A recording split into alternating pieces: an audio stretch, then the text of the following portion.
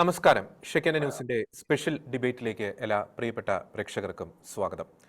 ഈ കഴിഞ്ഞ ദിവസം കേന്ദ്ര സർക്കാർ പാർലമെന്റിൽ കൊണ്ടുവന്ന FCRA ഭേദഗതി ബില്ല് അത് വലിയ രീതിയിലുള്ള വാദപ്രതിവാദങ്ങൾക്ക് വഴിവെച്ചിരിക്കുകയാണ്. സാമ്പത്തികമായിട്ട് രാജ്യത്തെ തകർക്കുവാൻ ശ്രമിക്കുന്ന ശക്തികളെ നിയന്ത്രിക്കുക എന്ന ലക്ഷ്യത്തോടെയാണ് ഈ FCRA നിയമം കേന്ദ്ര സർക്കാർ നടപ്പാക്കിയത്. എന്നാൽ ഇപ്പോൾ പുതിയതായി അത് പ്രാബല്യത്തിൽ വരാൻ ശ്രമിക്കുന്ന ഈ പറയുന്ന ആ ഒരു ഭേദഗതി അതിൽ വലിയ രീതിയിലുള്ള ഒരു ആശങ്കകൾക്കാണ് വഴിവെച്ചിരിക്കുന്നത്. പ്രത്യേകിച്ച് ക്രൈസ്തവ സമുദായത്തിൻ്റെ ഭാഗത്തു നിന്ന്, ക്രൈസ്തവ സഭകളുടെ ഭാഗത്തു നിന്ന്, കത്തോലിക്ക സഭാ നേതൃത്വത്തിൻ്റെ ഭാഗത്തു നിന്ന് ഇതിനെതിരെ ശക്തമായിട്ടുള്ള ഒരു പ്രതിഷേധം ഉയർന്നുകൊണ്ടിരിക്കുകയാണ്.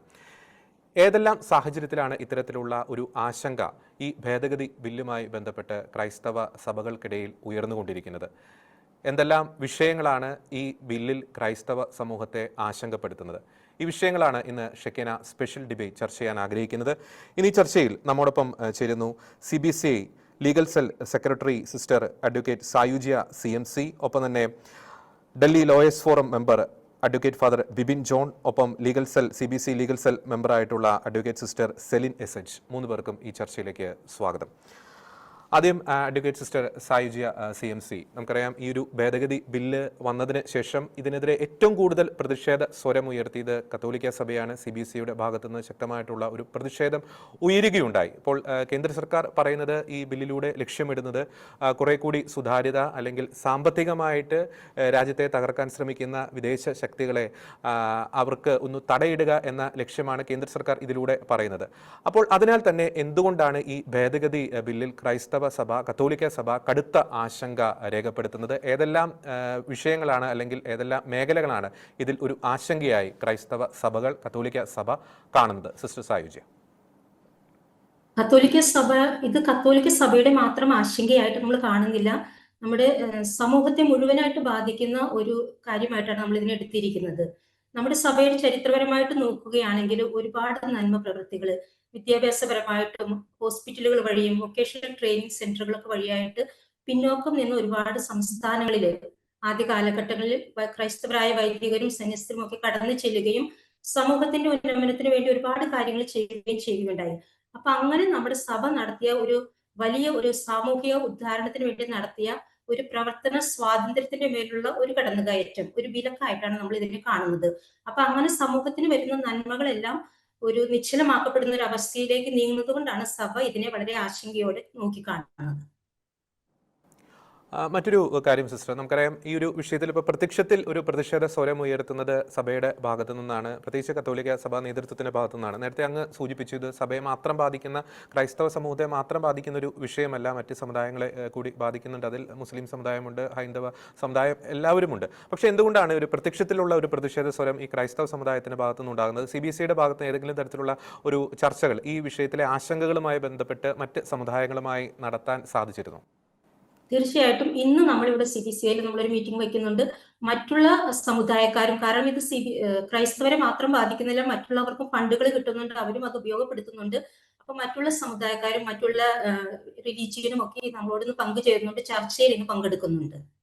ഓക്കെ, ഞാൻ ഫാദർ ബിബിനിലേക്ക് വരികയാണ്. അച്ഛാ, നമുക്കറിയാം ഈ പ്രത്യക്ഷത്തിൽ നമ്മൾ ഈ ബില്ല് നോക്കുമ്പോൾ ആശങ്കയ്ക്ക് ഇട നൽകുന്ന പല വകുപ്പുകളും ഇതിൻ്റെ അകത്തുണ്ട്. പ്രത്യേകിച്ച് FCRA ബില്ല് നമ്മൾ അത് സറണ്ടർ ചെയ്ത് കഴിഞ്ഞാൽ അതുമായി ബന്ധപ്പെട്ടുള്ള സ്വത്തുവകകൾ അത് പിടിച്ചെടുക്കുന്ന അല്ലെങ്കിൽ ഒരു അതോറിറ്റിക്ക് കൈമാറേണ്ട ഒരു അവസ്ഥ, FCRA ബില്ല് പുതുക്കാൻ സാധിച്ചില്ലെങ്കിൽ അത് അതോറിറ്റിക്ക് കൈമാറേണ്ട ഒരു അവസ്ഥ, അങ്ങനെ പല ആശങ്ക ജനിപ്പിക്കുന്ന വകുപ്പുകളും ഇതിൻ്റെ അകത്ത് ഉണ്ട്. അപ്പോൾ അതിനാൽ തന്നെ ഒരു നിയമപരമായിട്ടുള്ള ഒരു പോരാട്ടം അല്ലെങ്കിൽ ഏതെങ്കിലും ലീഗൽ ലൂപ്പ് ഹോൾസ് നിലവിൽ കേന്ദ്ര സർക്കാർ അവതരിപ്പിച്ചിരിക്കുന്ന ഈ ഒരു ബില്ലിൽ നമുക്ക് കാണാൻ സാധിക്കുമോ? ഫാദർ ബിബിൻ. ജോർജ്, ഇതൊരു ബില്ല് മാത്രമാണ്. നമ്മൾ ലോക്സഭയിൽ ഇത് ബില്ലായിട്ട് അവതരിപ്പിച്ചു. ഇനി അത് അവിടുന്ന് പാസ്സാകണം, രാജ്യസഭയിൽ അവതരിപ്പിക്കണം, രാജ്യസഭ പാസ്സാക്കണം. അതിനുശേഷം രാഷ്ട്രപതിയുടെ അസെന്റും കൂടെ കിട്ടിക്കഴിഞ്ഞാൽ മാത്രമേ ഇതൊരു ആക്ട് ആവുള്ളൂ. ഇപ്പൊ ഇതൊരു ബില്ലാണ്. ഒരു ആക്ട് ആയി കഴിഞ്ഞാൽ മാത്രമേ അത് ലീഗലി നമുക്ക് ചലഞ്ച് ചെയ്യാനായിട്ട്, കോടതിയിൽ ചലഞ്ച് ചെയ്യാനായിട്ട് സാധിക്കുള്ളൂ.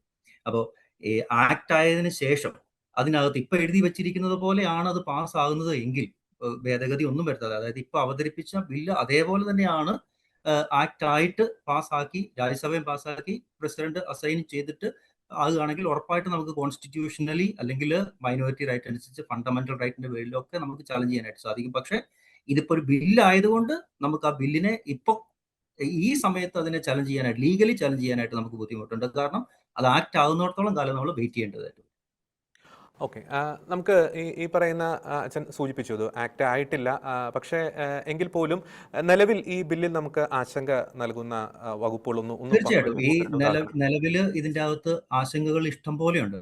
ജോർജ് പറഞ്ഞതുപോലെ തന്നെ ആശങ്കകൾ പെടാനായിട്ടാണെങ്കിൽ ഇഷ്ടം പോലെ. ഇതിനകത്തൊരു ടേം തന്നെ ആദ്യമേ തന്നെ ഇതിന്റെ അകത്ത് ഒരു ഡെസിഗ്നേറ്റഡ് അതോറിറ്റി എന്ന് പറയുന്ന ഒരു ടേം അവർ ഇൻട്രൊഡ്യൂസ് ചെയ്തിരിക്കുകയാണ്. സെക്ഷൻ 3 അതായത് അമെന്റ്മെന്റ് ഇപ്പോൾ ഇൻട്രൊഡ്യൂസ് ചെയ്തിരിക്കുന്ന ഈ അമെന്റ്മെന്റിന്റെ സെക്ഷൻ 3 ആയിട്ട്. സെക്ഷൻ 2 എന്ന് പറയുന്ന FCRA ബില്ല് 2010 ബില്ലിന്റെ സെക്ഷൻ 2 ഒരു അമെന്റ്മെന്റ് കൊണ്ടിരിക്കുകയാണ്, ഡെസിഗ്നേറ്റഡ് അതോറിറ്റി. ഈ ഡെസിഗ്നേറ്റഡ് അതോറിറ്റി എന്ന് പറയുന്നത് അതിന് വേണമെങ്കിൽ ഞാൻ ഒന്ന് വായിക്കാം.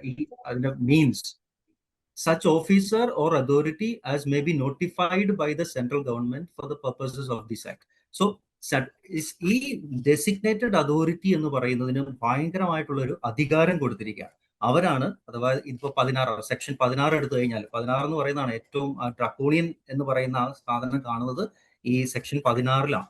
ഈ 16ന്റെ ഇൻട്രൊഡക്ഷൻ എല്ലാം കൊടുത്തിരിക്കുന്നത്, അതായത് ഈ FCRA നമ്മുടെ ഇപ്പോഴത്തെ രജിസ്ട്രേഷൻ എന്ന് പറയുന്ന FCRAയുടെ ക്യാൻസൽ ചെയ്യപ്പെട്ടാൽ, അല്ലെങ്കിൽ സറണ്ടർ ചെയ്യപ്പെട്ടാൽ, അല്ലെങ്കിൽ സീസ് ചെയ്യപ്പെട്ടാൽ, ഇതെല്ലാം പോകുന്നത് ആദ്യമേ പറഞ്ഞിരിക്കുന്നു 16 ഒന്നാമത്തെ ക്ലോസ് 1 അനുസരിച്ച് ഇത് പ്രൊവിഷണലി ഈ ഡെസിഗ്നേറ്റഡ് അതോറിറ്റിയിലേക്ക് മാറ്റപ്പെടുകയാണ്.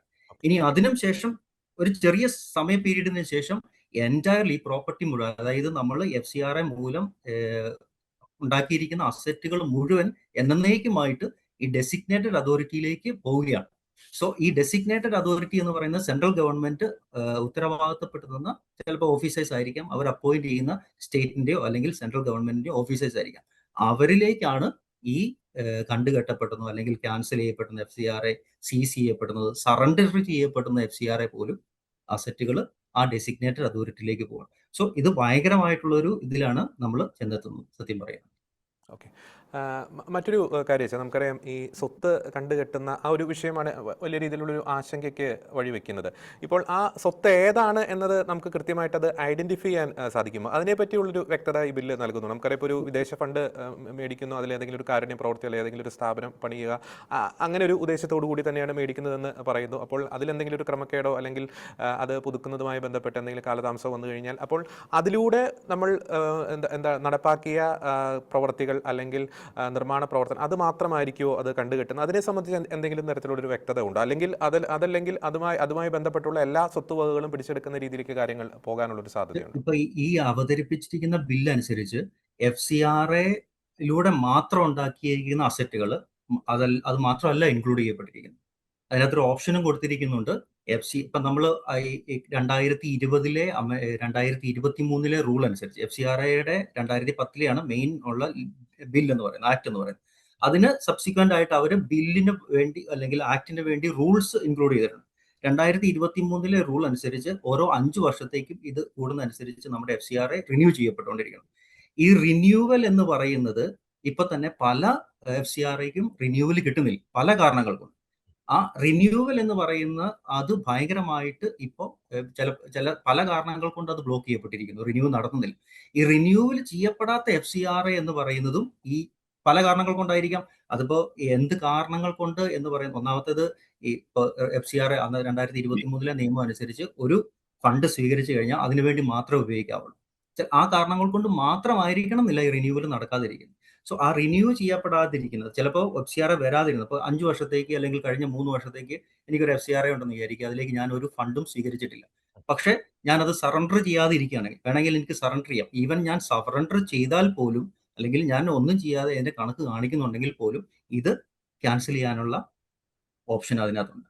അതിനകത്ത് ഒരു വ്യക്തതയ്ക്ക് വേണ്ടി ചോദിക്കുകയാണ്. അതായത് ഇപ്പോൾ ഞാനിപ്പോൾ 2000 ഒരു FCRA ലൈസൻസ് എടുക്കുന്നു. ഞാനൊരു 10 വർഷമായി 2000 അല്ലെങ്കിൽ 2000 മുതൽ 2005 കാലഘട്ടം വരെ ഞാൻ ആ ഫണ്ട് ഉപയോഗിച്ച് എന്തെങ്കിലും കാര്യങ്ങൾ ചെയ്യുന്നു. പിന്നീട് എനിക്കൊരു 2005 മുതൽ 2020 വരെ അതിൽ എനിക്ക് ഫണ്ടൊന്നും വരുന്നില്ല, അതിങ്ങനെ ഒരു ഡെഡായിട്ടുള്ളൊരു അവസ്ഥയിൽ കിടക്കുന്നു. അപ്പോൾ എനിക്ക് തോന്നുന്നു അതൊന്ന് സറണ്ടർ ചെയ്യണം എന്ന് എനിക്ക് തോന്നുന്നു. അപ്പോൾ സറണ്ടർ ചെയ്യുന്നു. അപ്പോൾ സറണ്ടർ ചെയ്യുന്ന അവസ്ഥയിൽ ഈ 2000 മുതൽ 2005 കാലഘട്ടം വരെ ഞാൻ നിർമ്മിച്ച അല്ലെങ്കിൽ നിർമ്മാണ പ്രവർത്തനങ്ങൾ ആ ഫണ്ടിലൂടെ ഞാൻ നടപ്പാക്കിയ കാര്യങ്ങൾ അത് പിടിച്ചെടുക്കുന്ന ഒരു മുൻകാല പ്രാബല്യം ഇതിനകത്തുണ്ടോ?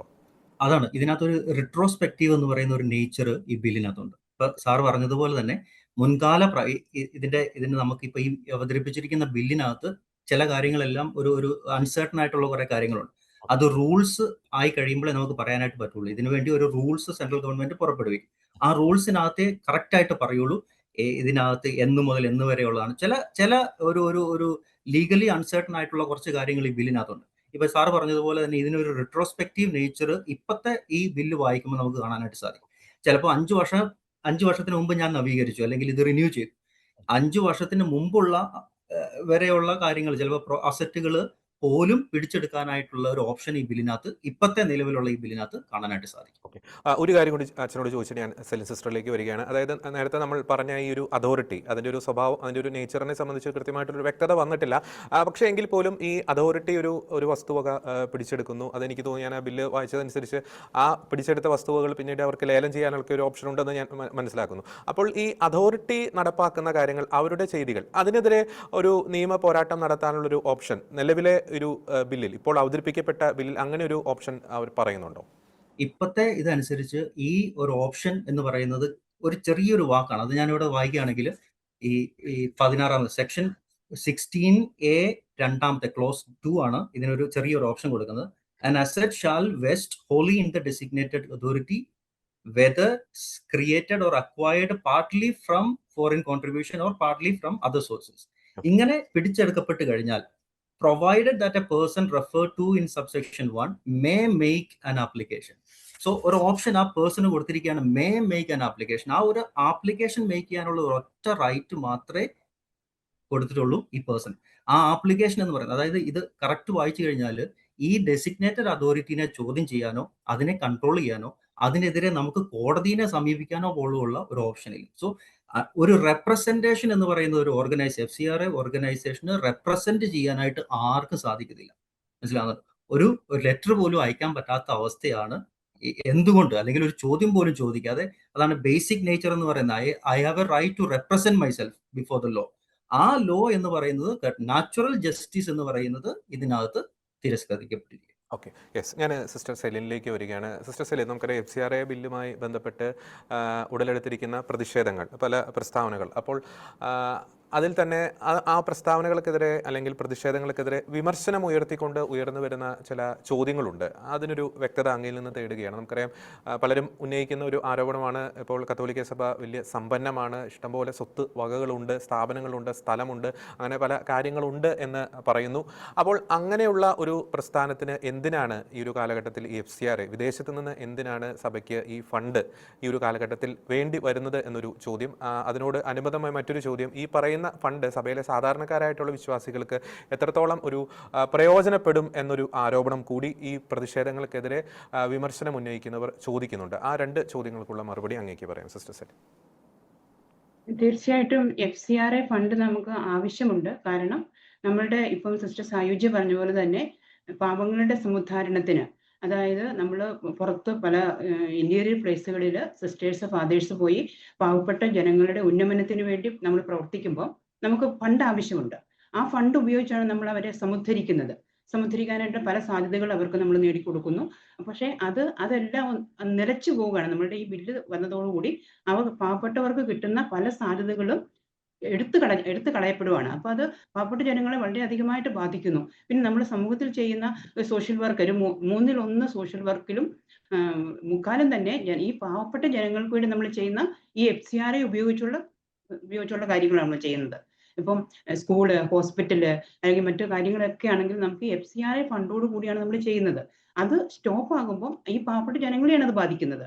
അവർക്ക് അർഹമായപ്പെട്ട, ഇപ്പൊ പാവപ്പെട്ട ഒരു മനുഷ്യൻ നമ്മുടെ അടുത്ത് വന്ന് നമ്മളോട് ചോദിക്കുന്നു, വിശക്കുന്നു എന്ന് പറയുമ്പോൾ നീ പോയി അവിടെ പോയിരുന്ന് കാറ്റ് കൊണ്ട് അവിടെ ഇരുന്നോ എന്ന് പറയുന്നതിന് വരെ നമ്മൾ അത് ഭക്ഷണം കഴിക്കാനുള്ള പൈസ നമ്മൾ കൊടുക്കും, അല്ലെങ്കിൽ അവന്റെ ജോലി മേടിക്കാനുള്ള വഴികൾ നമ്മൾ കണ്ടെത്തി കൊടുക്കുമ്പം അവന് ചില ട്രെയിനിങ്ങുകൾ കൊടുക്കേണ്ടി വരും, സ്കിൽ ട്രെയിനിങ്ങുകൾ കൊടുക്കേണ്ടി വരും, എഡ്യൂക്കേഷൻ കൊടുക്കേണ്ടി വരും. അതിനൊക്കെ നമുക്ക് ഈ FCRA കൂടിയേ തീരും. പിന്നെ മറ്റൊന്ന്, നമ്മൾ FCRA തുടക്കത്തിൽ നമ്മൾ കിട്ടിയെങ്കിൽ തന്നെ, ഇപ്പം ഫാദർ വിപിൻ പറഞ്ഞതുപോലെ നമ്മൾ തുടക്കത്തിലൊരു കാര്യം ചെയ്തു, പക്ഷെ അത് പിന്നീട് നമുക്കത് കിട്ടിയില്ലെങ്കിൽ നമ്മൾ സ്റ്റോപ്പ് ആക്കുന്നില്ല. കാരണം നമ്മുടെ നേച്ചർ അതാണ്. പാവങ്ങളെ ഒരു വഴിയിൽ എത്തിച്ചു, പക്ഷെ അവരെ ഉയർന്ന നിലയിലേക്ക് എത്തിക്കാൻ നമ്മൾ ശ്രമിക്കുമ്പോൾ അത് വഴിയിലിട്ട് കളയാതെ നമ്മൾ മുന്നോട്ട് കൊണ്ടുപോവുകയാണ് അതിനെ. അപ്പം ലോക്കലായിട്ട് നമ്മുടെ ഇന്ത്യൻ പണം എടുത്ത് നമ്മൾ ആ സംരംഭത്തെ വളർത്തിക്കൊണ്ട് വരിക. എന്നിട്ട് അതുപോലും ഇന്ന് ഗവൺമെന്റിന്റെ കയ്യിലേക്ക് എടുക്കാനുള്ള സാധ്യതയിലേക്കാണ് ഈ ബില്ല് കൊണ്ട് എത്തിച്ചിരിക്കുന്നത്. ഓക്കെ. അതിൻ്റെ ഒന്ന് രണ്ട് ഉദാഹരണങ്ങൾ അങ്ങേക്കൊന്ന് പങ്കുവയ്ക്കാമോ? കാരണം കഴിഞ്ഞ കുറേ വർഷങ്ങളായിട്ട് FCRA-യുമായി ബന്ധപ്പെട്ട് പല വിവാദങ്ങളൊക്കെ വന്നുകൊണ്ടിരിക്കുന്നുണ്ടായിരുന്നു. നമുക്കറിയാം തീർച്ചയായിട്ടും സ്റ്റഡീസ് തീർച്ചയായിട്ടും ഓഫ് ഞങ്ങളുടെ ഒരു ചാരിറ്റി. സ്കൂളില് ഞങ്ങളുടെ ഒരു സ്കൂളിൽ നമ്മളിങ്ങനെ FCRA ഉപയോഗിച്ച് നമ്മൾ സ്റ്റാർട്ട് ചെയ്തു. സ്കൂള് സ്റ്റാർട്ട് ചെയ്തെങ്കിലും ഒരു 5-6 വർഷം കഴിഞ്ഞപ്പം ആ FCRA നമുക്ക് നിന്നുപോയി, കിട്ടിയില്ല. എങ്കിലും നമ്മൾ ആ സ്കൂൾ കണ്ടിന്യൂ ചെയ്തു. ആ ട്രെയിനിങ് സെന്റർ നമ്മൾ കണ്ടിന്യൂ ചെയ്തു. നമ്മുടെ ലോക്കൽ പണം ഉപയോഗിച്ച്, ഇന്ത്യൻ പണം ഉപയോഗിച്ച് നമ്മൾ കണ്ടിന്യൂ ചെയ്തു. പക്ഷേ കണ്ടിന്യൂ ചെയ്തപ്പം ഗവൺമെന്റ് അത് പറഞ്ഞു, ഇല്ല ഇത് FCRA-യുടെ പണമാണ് എന്ന് പറഞ്ഞ് ആ സ്ഥാപനം പോലും ഗവൺമെന്റ് ഏറ്റെടുത്ത് നമ്മുടെ ആ പ്രവർത്തനത്തിൽ നമ്മളെ പിന്തിരിപ്പിച്ചു. നമുക്ക് മുന്നോട്ട് കണ്ടിന്യൂ ചെയ്യാൻ പറ്റാതെ വന്നു. ഓക്കെ. ഒരു പ്രധാനപ്പെട്ട ഒരു കാര്യമുണ്ട്. കാരണം ഇപ്പോൾ ഇതൊരു ആക്ട് ആയിട്ടില്ല, പ്രസിഡന്റിൻ്റെ ഒപ്പ് ഇതിൻ്റെ അകത്ത് വന്നിട്ടില്ല. ഇനി പല ചർച്ചകൾക്കും വിധേയമാക്കപ്പെടാനുള്ള ഒരു സാധ്യത, അങ്ങനെ ഒരു സ്കോപ്പ് ഈ ഒരു ബില്ലിൽ, ഇപ്പോൾ അവതരിപ്പിക്കപ്പെട്ട ഒരു ബില്ലിൽ നിലനിൽക്കുന്നുണ്ട്. അതിനാൽ തന്നെ ഈ ഭരണകൂടവുമായിട്ടുള്ള ഒരു കൃത്യമായിട്ടുള്ളൊരു ഡയലോഗ്, അതിന് ഒരു സാധ്യത നമുക്ക് മുന്നിൽ എത്രത്തോളമുണ്ട്? അതിലേക്കല്ലേ കുറെ കൂടി നമ്മൾ കടക്കേണ്ടത്? നമുക്കറിയാം പ്രതിഷേധം ഒക്കെ വേണം, പക്ഷേ ഒപ്പം തന്നെ ഈ ഭരണകൂടവുമായിട്ടുള്ള കൃത്യമായിട്ടുള്ള ഡയലോഗ്, അല്ലെങ്കിൽ ആ ഭരണകൂടത്തെ റെപ്രസെന്റ് ചെയ്യുന്ന പാർട്ടി നേതൃത്വവുമായിട്ടുള്ള കൃത്യമായിട്ടുള്ളൊരു ഡയലോഗ്, അതിനുള്ളൊരു സാധ്യത എത്രത്തോളമുണ്ട്? അത്തരം കാര്യങ്ങൾ ഏതെങ്കിലും തരത്തിൽ അത്തരം നടപടികൾ സ്വീകരിക്കാനുള്ളൊരു സാധ്യതയുണ്ടോ നിലവിൽ? തീർച്ചയായിട്ടും സാധ്യതയുണ്ട്. അതിനുവേണ്ടി നമ്മൾ അടിയന്തരമായി ഞങ്ങൾ ഒരുങ്ങിക്കൊണ്ടിരിക്കുകയാണ്. എല്ലാവരും തന്നെ ഒരുങ്ങിക്കൊണ്ടിരിക്കുന്നു. ഇതിൽ 100% ഇതിൽ നീതി ലഭിക്കുമെന്നാണ് ഞങ്ങളുടെ പ്രത്യാശ. അതിന് ഞങ്ങൾ ആ വഴിക്ക് തന്നെ പോകാനാണ് ഞങ്ങൾ ആഗ്രഹിക്കുന്നത്. ഓക്കെ. അപ്പോൾ അതിനകത്ത് ഇപ്പോൾ സഭ മാത്രമായിരിക്കില്ല, നേരത്തെ സായുജ്യ സിസ്റ്റർ പറഞ്ഞതുപോലെ മറ്റ് സമുദായത്തിന്റെ റെപ്രസെന്റേഷൻ കൂടി അതിൻ്റെ അകത്ത് ഉണ്ടാവും. അതായത് ഭൂരിപക്ഷ സമുദായം, ഹൈന്ദവ സമുദായം, മുസ്ലിം സമുദായം, എല്ലാവരുടെയും ഒരു റെപ്രസെന്റേഷൻ അതിൻ്റെ അകത്ത് ഉണ്ടാവും അല്ലേ? തീർച്ചയായും നമ്മൾ അതിനാണ് ശ്രമിച്ചുകൊണ്ടിരിക്കുന്നത്. നമ്മൾ മാത്രമല്ല, കാരണം ഇത് സഭയെ മാത്രമല്ലല്ലോ ബാധിക്കുന്നത്. അപ്പൊ മറ്റുള്ള ഇതര സമുദായങ്ങളും കൂടെ ഒന്നിച്ച് ചേർത്തിട്ട് നമ്മൾ മുമ്പോട്ട് പോകാനാണ് തീരുമാനിക്കുന്നത്. ഒരു ഡയലോഗ് തന്നെയാണ് നമ്മളും ആഗ്രഹിക്കുന്നത്. ഓക്കെ. ഒരു കാര്യം കൂടി സിസ്റ്റർ, ഞാൻ നേരത്തെ തുടക്കത്തിൽ സൂചിപ്പിച്ച ആ ഒരു ചോദ്യം തന്നെയാണ്. ഇപ്പോൾ ഈ ഒരു വിഷയത്തിൽ പൊതുസമൂഹം കൂടുതൽ ശ്രദ്ധിക്കുന്ന ഒരു പ്രതികരണം എന്ന് പറയുന്നത് ഇപ്പോൾ സഭയുടെ ഒരു പ്രതിഷേധ സ്വരം തന്നെയാണ്. സ്വാഭാവികമായിട്ടും നേരത്തെ സെലിൻ സിസ്റ്റർ പറഞ്ഞതുപോലെ FCRA-യിലൂടെ നിരവധി കാരുണ്യ പ്രവർത്തികൾ സഭ ചെയ്യുന്നുണ്ട്. അതിൻ്റെ ഏറ്റവും കൂടുതൽ ഗുണഭോക്താക്കൾ സഭ തന്നെയാണ്. പക്ഷേ ഒരു ക്രിട്ടിക്കലായിട്ട് വിമർശനം ഉന്നയിക്കുന്നവർ പറയുന്നുണ്ട്, നമ്മൾ ഈ ഒരു വിഷയത്തിൽ സഭ മാത്രം ഇങ്ങനെ ഒരു പൊതുമധ്യത്തിൽ വളരെ ശക്തമായിട്ട് ഇങ്ങനെ പ്രതികരിച്ചുകൊണ്ടിരിക്കുമ്പോൾ നമ്മൾ ചെയ്യുന്നതിൽ എന്തോ ഒരു കുഴപ്പമുണ്ട്, അല്ലെങ്കിൽ നമ്മൾ നോട്ടപ്പുള്ളികളായി മാറും എന്ന ഒരു പ്രതീതി അത് ജനിപ്പിക്കാൻ സാധ്യതയുണ്ട് എന്നൊക്കെ പറയുന്നു. ആ ഒരു വിമർശനത്തെ താങ്കൾ എങ്ങനെ നോക്കിക്കാണുന്നു സിസ്റ്റർ സായുജ്യ? ഇത് നമ്മൾ പറയുവാണെങ്കിൽ ഒരു സമൂഹത്തിനെതിരായിട്ടൊരു തിന്മ എന്ന് ഞാൻ ഉദ്ദേശിക്കുന്ന സമൂഹത്തിന്റെ നന്മയെ ബാധിക്കുന്ന ഒരു കാര്യം വരുമ്പോൾ നമ്മുടെ ക്രൈസ്തവ സമൂഹത്തിന്റെ ഒരു ഇതാണ് നമ്മൾ അതിനെതിരെ പ്രതികരിക്കുക എന്നുള്ളത്. അപ്പൊ നമ്മൾ പ്രതികരിക്കുന്നത്, നമ്മൾ എടുക്കുന്നു, മറ്റുള്ളവർ നമ്മുടെ കൂടെ കൂടുമെന്ന് തന്നെയാണ് നമ്മൾ വിശ്വസിക്കുന്നത്. യെസ്. ഞാൻ ബിബിനാശനിലേക്ക് ഒരു ചോദ്യം ചോദിക്കാൻ ആഗ്രഹിക്കുന്നു. അച്ഛാ, നമുക്കറിയാം പലപ്പോഴും ഇത്തരത്തിലുള്ള ബില്ലുകൾ അവതരിപ്പിക്കുമ്പോൾ, ഇതിപ്പോൾ ഓൾറെഡി ഉള്ള ബില്ലിൻ്റെ ഒരു ഭേദഗതിയാണ്, അങ്ങനെ ബില്ലുകൾ പാർലമെന്റിൽ അവതരിപ്പിക്കുമ്പോൾ അതിൻ്റെ ഒരു സ്റ്റേക്ക് ഹോൾഡേഴ്സായിട്ടൊരു ചർച്ച, അല്ലെങ്കിൽ അവരുടെ ഒരു ഒപ്പീനിയൻ സർക്കാർ തേടുന്ന ഒരു പതിവുണ്ട്. അപ്പോൾ ഈ ഒരു ഭേദഗതി ബില്ല് ഇങ്ങനെ അവതരിപ്പിക്കുന്നതിന് മുമ്പ് പ്രത്യേകിച്ച് സഭയുമായി ബന്ധപ്പെട്ട് അല്ലെങ്കിൽ ഇത്തരത്തിലുള്ളൊരു നിർദ്ദേശങ്ങൾ പൊതുസമൂഹത്തിൽ നിന്ന് ഗവൺമെന്റ് സ്വീകരിച്ചിരുന്നു? അങ്ങനെ ഏതെങ്കിലും കാര്യങ്ങൾ അങ്ങയുടെ ശ്രദ്ധയിൽപ്പെട്ടിരുന്നു? ഇല്ല, ഇത് ബില്ല് അവതരിപ്പിക്കുന്നതിന് മുന്നോടിയായിട്ട് ഇങ്ങനെ ഒരു ബില്ല് അവതരിപ്പിക്കുന്നുണ്ട് എന്നതിനെക്കുറിച്ചോ അല്ലെങ്കിൽ അതുമായിട്ട് ബന്ധപ്പെട്ട ചർച്ചകൾക്കൊന്നും അവർ സമീപിച്ചിരുന്നില്ല. സഭയെ പറയുകയാണെങ്കിൽ സഭയെ സമീപിച്ചിരുന്നില്ല. പക്ഷെ ഒരു കാര്യം എനിക്ക് പറയാനായിട്ടുള്ളത്, ഇതിപ്പോ ഈ NGO-കൾ അല്ലെങ്കിൽ ഇങ്ങനെ ആതുര സേവനങ്ങൾ ചെയ്യുന്ന പല സൊസൈറ്റികൾ, പല ട്രസ്റ്റുകൾ, ഇത് ഈ നമ്മുടെ കോൺസ്റ്റിറ്റ്യൂഷൻ അനുസരിച്ച് DPSP എന്ന് പറയുന്ന ഒരു പ്രൊവിഷൻ ഉണ്ട്, directive principles of state policy. ഇത് ഗവൺമെന്റിന്റെ ഉത്തരവാദിത്വമാണ് എഡ്യൂക്കേഷൻ കൊടുക്കുക, രാജ്യത്തെ മുന്നോട്ട് നയിക്കുക എന്ന് പറയുന്നത്. അതിന് ഗവൺമെന്റിന് എല്ലാവരെയും, നമ്മുടെ ഈ പല കാരണങ്ങൾ കൊണ്ട് ഗവൺമെന്റിന്റെ കുറെ ബാധ്യതകൾ അല്ലെങ്കിൽ പറ്റാൻ സാഹചര്യം ഇല്ലാത്തത് കൊണ്ട് NGO-കൾ, നോൺ ഗവൺമെന്റൽ ഓർഗനൈസേഷൻസ് അല്ലെങ്കിൽ സൊസൈറ്റികൾ, ട്രസ്റ്റുകൾ, ഇങ്ങനെയുള്ള ഈ മേഖലകൾ, ഇവരെ എല്ലാവരും ഈ മേഖലകളിലേക്ക് ഇറങ്ങിച്ചില്ല. സ്കൂളുകൾ തുടങ്ങി അല്ലെങ്കിൽ ആതുര സേവനങ്ങൾ ചെയ്ത് ഗവൺമെന്റിന്റെ ഒരു വർക്കാണ് സത്യം പറഞ്ഞാൽ ഈ NGO-കൾ ചെയ്തുകൊണ്ടിരിക്കുന്നത്. അപ്പൊ അവർക്ക് വേണ്ടി, ഗവൺമെന്റിന് വേണ്ടി കൈകളും നാവുകളൊക്കെ ആയിട്ട് മാറിക്കൊണ്ടിരിക്കുന്നവരാണ് സത്യം പറഞ്ഞ ഈ NGO. അപ്പോൾ ഇവരെ പൂട്ടാനായിട്ടോ അല്ലെങ്കിൽ ഇവരെ ഒരു ടാർഗറ്റഡ് ആയിട്ടുള്ള ഒരു നേച്ചർ ഇപ്പൊ നമുക്ക് ഈ ബില്ലിനകത്ത് കാണാനായിട്ട് സാധിക്കും. ബില്ല് നമ്മൾ വായിക്കുകയാണെങ്കിൽ ഒരു ടാർഗറ്റഡ് നേച്ചർ, എന്തിനോ വേണ്ടി ഒരു ഇതിന് ടാർഗറ്റ് ചെയ്ത് വെച്ചത്. അതുകൊണ്ട് നഷ്ടപ്പെടുന്നത് രാജ്യത്തിന് തന്നെയാണ്, രാജ്യത്തിന്റെ പുരോഗതി തന്നെയാണ് നഷ്ടപ്പെടുന്നത് എന്നാണ് എനിക്ക് പറയാനായിട്ടുള്ളത്. അപ്പോൾ ഗവൺമെന്റിന് ചെയ്യാൻ പറ്റാത്ത ഒരു സാഹചര്യത്തിൽ അതിൻ്റെതായ കുറവുകളൊക്കെ ഉള്ള സ്ഥലത്ത് ചില NGO-കൾ, ചില നല്ല മനസ്സുള്ളവർ ഇറങ്ങി ചെല്ലുമ്പോൾ അതിനെ സഹായിക്കുകയാണ് വേണ്ടത്, അല്ലാതെ അതിനെ പൂട്ടിക്കെട്ടുക അല്ല വേണ്ട എന്നാണ് നമുക്ക് സജസ്റ്റ് ചെയ്യാനായിട്ടുള്ളത്.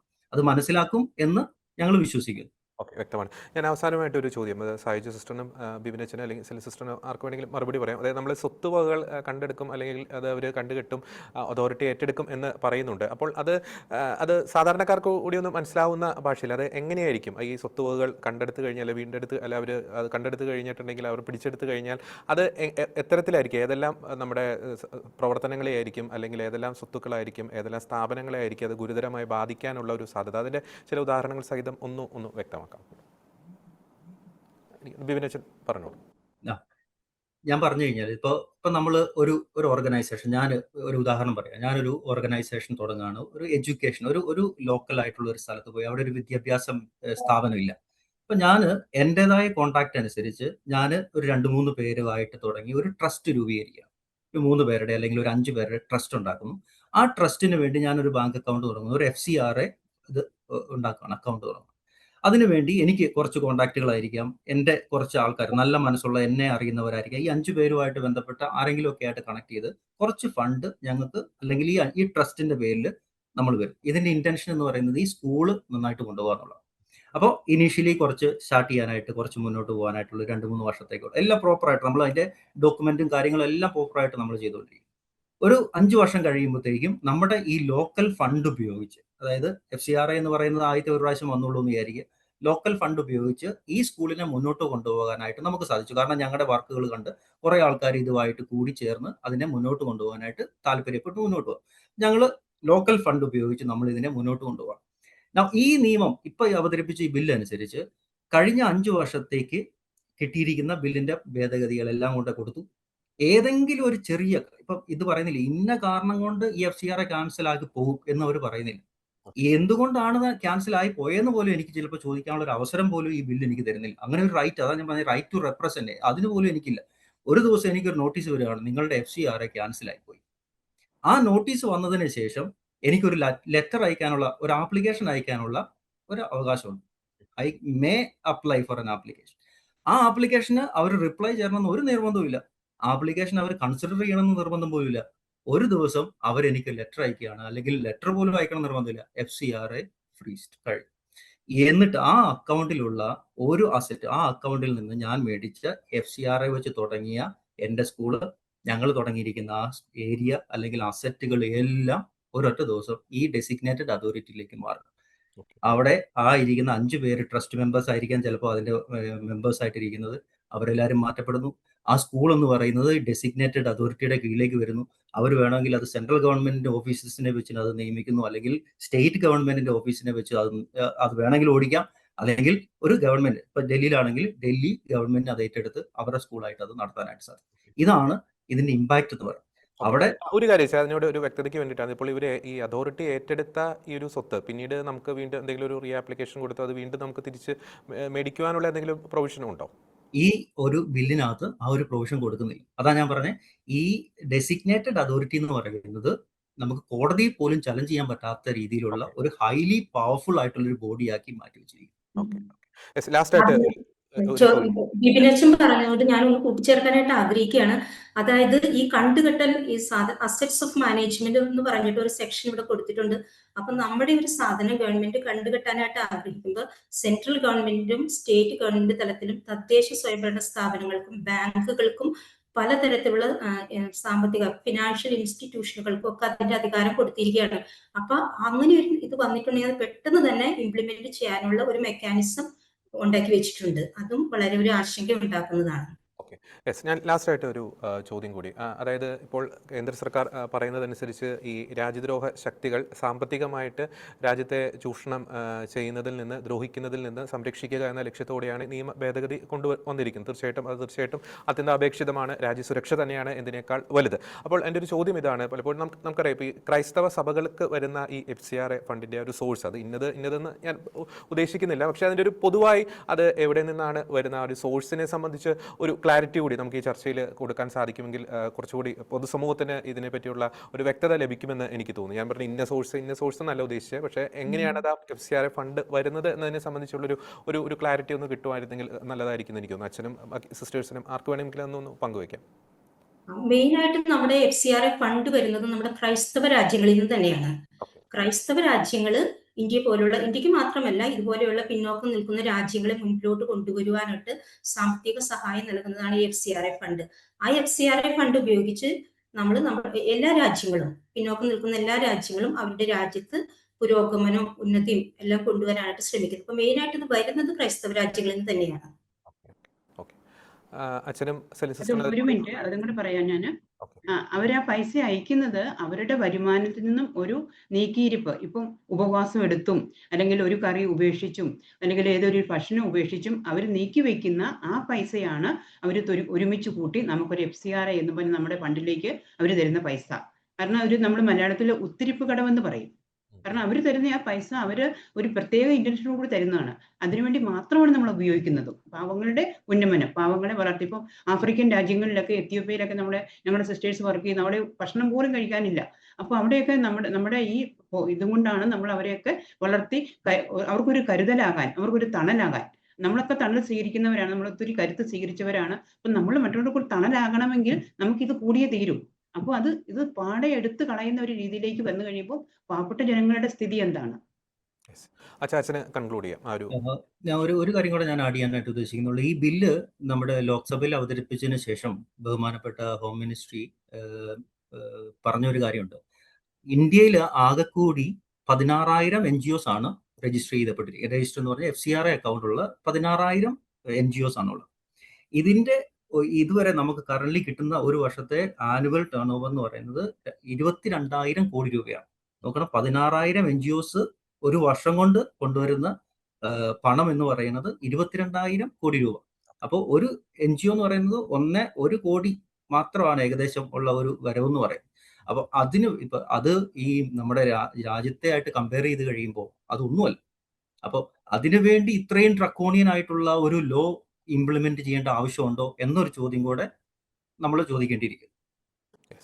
വളരെ വ്യക്തമാണ്. തീർച്ചയായിട്ടും ഈ FCRAയുമായി ബന്ധപ്പെട്ടുള്ള ആശങ്കകൾക്ക് ഒരു പരിഹാരം കണ്ടെത്തുവാൻ, ഈ നിയമ ഭേദഗതിയുമായി ബന്ധപ്പെട്ടുള്ള ആശങ്കകൾക്ക് പരിഹാരം കണ്ടെത്തുവാൻ കേന്ദ്ര സർക്കാരിന് സാധിക്കട്ടെ. പ്രത്യേകിച്ച് നിസ്വാർത്ഥമായിട്ട് സാമൂഹ്യ സേവനം നടത്തുന്ന NGOs, ഇപ്പം ക്രൈസ്തവ സഭകളുടെ പ്രവർത്തനങ്ങൾ, അവർക്കൊക്കെ ശക്തമായിട്ടുള്ളൊരു ആശങ്ക ഈ ഒരു വിഷയത്തിലുണ്ട്. അത് എത്രയും വേഗം തന്നെ പരിഹരിക്കുവാനുള്ള നീക്കങ്ങൾ ഭരണകൂടത്തിൻ്റെ ഭാഗത്തു നിന്ന് ഉണ്ടാകട്ടെ എന്ന് ആശംസിക്കുന്നു. ഇനി ഈ ചർച്ചയിൽ വളരെ സജീവമായി പങ്കെടുത്ത സിസ്റ്റർ സായുജി, ഒപ്പം തന്നെ സിസ്റ്റർ സെലിനൊപ്പം ഫാദർ ബിബിൻ, 3 പേർക്കും നന്ദി.